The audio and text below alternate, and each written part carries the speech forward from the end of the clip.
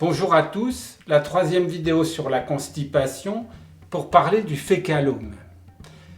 Le fécalome est la complication majeure et grave de la constipation chronique. Il s'agit en fait d'une masse importante de matière fécale desséchée accumulée dans la partie terminale de l'intestin qui forme un bouchon qui ne peut plus être évacué du fait de sa dureté et de sa taille. Quelles sont les conséquences du fécalome ? Premièrement, des douleurs abdominales importantes liées à la rétention de matière fécale, mais ceci est aggravé par la distension des intestins causée par les gaz produits par cette matière. On observe ensuite une perte de l'appétit, des nausées, voire des vomissements. Curieusement, on peut observer fréquemment des fausses diarrhées dues à l'irritation de l'intestin qui produit des glaires qui sont éliminées avec des débris du fécalome sans soulager l'enfant. Le fécalome peut être responsable aussi de troubles urinaires, incontinence ou rétention des urines. Tout cela entraînera chez l'enfant des troubles de l'humeur et du comportement. Mais le danger principal et gravissime est l'occlusion intestinale qui peut être fatale et nécessite une intervention chirurgicale en urgence. Les douleurs et la distension abdominale associées à l'absence de matière et de gaz signent l'occlusion. L'avis médical est urgent. Que faire ?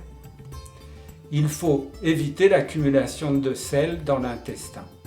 L'absence de sel depuis plus de 3 jours doit alerter la famille.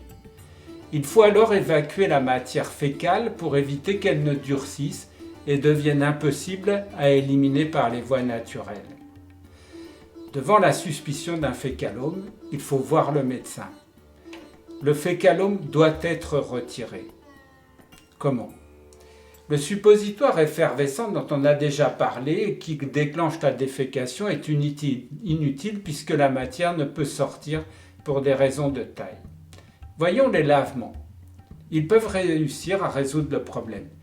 Les petits lavements en tube contenant des produits destinés à dissoudre le fécalome ou la poire à lavement sont souvent insuffisants.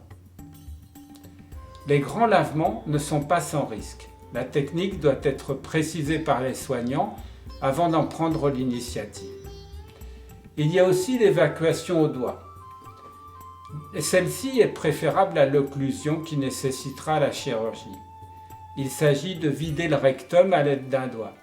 C'est un geste qui peut être vécu douloureusement, physiquement mais aussi psychologiquement par l'enfant qui peut le vivre comme une agression sexuelle. Il nécessite un apprentissage de la technique par le soignant et une préparation de l'enfant. Cette technique ne fonctionne pas si le fécalome est situé en amont du rectum. Enfin, en cas d'occlusion constituée, il y a urgence chirurgicale à rétablir le transit et à réparer les dégâts causés par l'occlusion sur l'intestin. En conclusion, la surveillance quotidienne du transit de l'enfant polyhandicapé est indispensable. La constipation doit être évitée par une alimentation adaptée, une hydratation suffisante, la verticalisation, les massages et si besoin un traitement médical. L'accumulation de matière fécale doit être combattue par des lavements ou une extraction au doigt si besoin. L'absence totale de sel et de gaz doit conduire rapidement l'enfant chez le médecin. Merci de votre attention. À bientôt.